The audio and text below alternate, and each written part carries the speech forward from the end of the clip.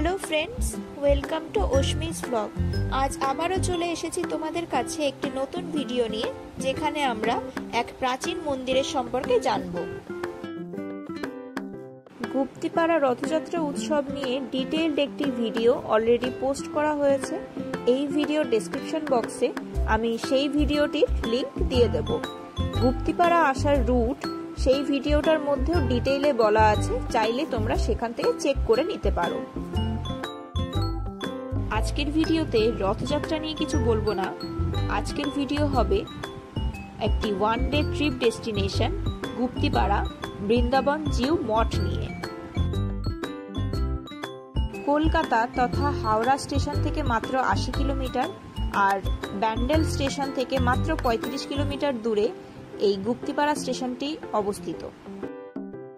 কথিত আছে সত্যদেব সরস্বতী নামক এক সিদ্ধ মহাত্মা এখানে বৃন্দাবন চন্দ্র জিউর মূর্তি এনে স্থাপন করেন। যে স্থানে শ্রী বৃন্দাবন চন্দ্র বিরাজ করেন সেই স্থান স্বভাবতই বৃন্দাবন বলেই পরিচিত হয়। তাই জন্য এই জায়গাটার নাম গুপ্ত বৃন্দাবন পল্লী, মতান্তরে গুপ্তপল্লী বা গুপ্তিপাড়া নামকরণ হয়।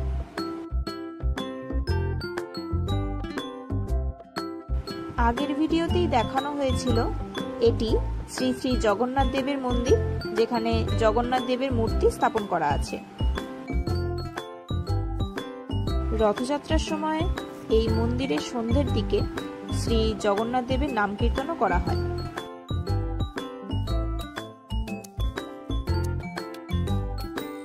গুপ্তিপাড়া স্টেশন থেকে হাঁটা পথেই খুব সহজেই এই বৃন্দাবন জিউ মন্দিরে চলে আসা যায়। চাইলে তোমরা টোটো ধরে আসতে পারো।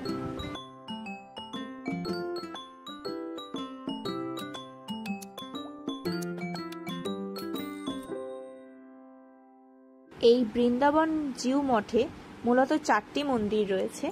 একটি রামচন্দ্র মন্দির, একটি কৃষ্ণচন্দ্র মন্দির, একটি বৃন্দাবন চন্দ্র মন্দির ও একটি চৈতন্য মন্দির।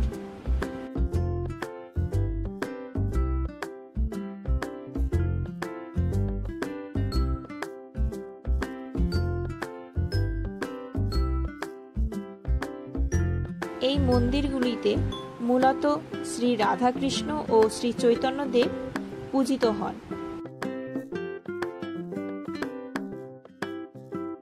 কৃষ্ণচন্দ্র মন্দিরে শ্রী রাধাকৃষ্ণ, বৃন্দাবন চন্দ্র মন্দিরে শ্রী রাধাকৃষ্ণের সাথে জগন্নাথ দেব, আর চৈতন্যদেব মন্দিরে শ্রী চৈতন্যদেব ও নিত্যানন্দ প্রভু, এবং রামচন্দ্র মন্দিরে রাম, সীতা, লক্ষ্মণ ও হনুমান পূজিত হন।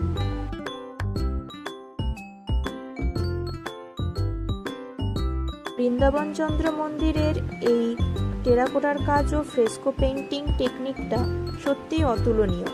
যদিও সময়ের সাথে সাথে অযত্নে অবহেলায় এই সৌন্দর্য কিন্তু ধীরে ধীরে ম্লান হয়ে চলেছে।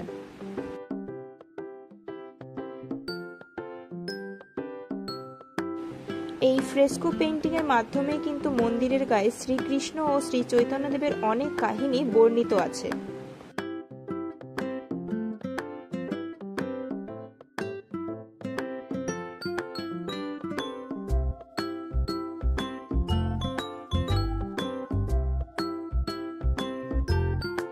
এই মঠের প্রত্যেকটি মন্দিরের আরেকটি বিশেষত্ব হলো প্রত্যেকটি মন্দির কিন্তু এক একটি সেতু দ্বারা একে অপরের সাথে যুক্ত।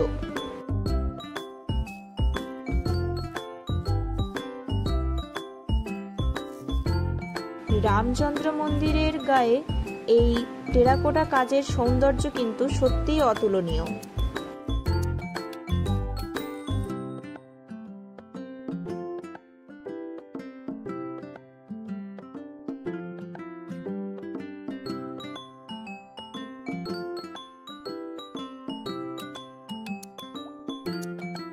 এই রামচন্দ্র মন্দিরে কিন্তু শ্রীরাম, লক্ষ্মণ, সীতা মা ও হনুমানজি পূজিত হন।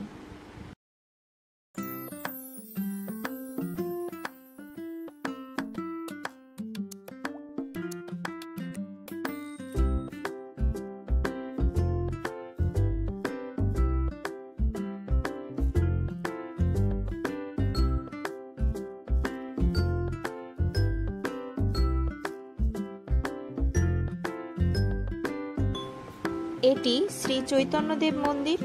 এখানে শ্রী চৈতন্যদেব ও নিত্যানন্দ মহাপ্রভু পূজিত হন।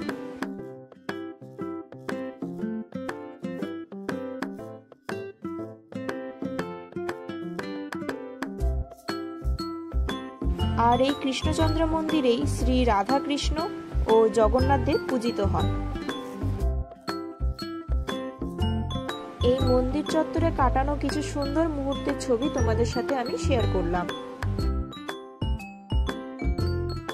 ফেরার পথে জগন্নাথ দেবের মন্দিরে এসে শ্রী জগন্নাথ দেবের দর্শনও সেরে নিয়েছিলাম। আজকের ভিডিওটি এই পর্যন্তই। ভিডিওটি ভালো লেগে থাকলে লাইক কমেন্ট করতে একদম ভুলো না, আর চ্যানেলটিকে সাবস্ক্রাইব করে দিও।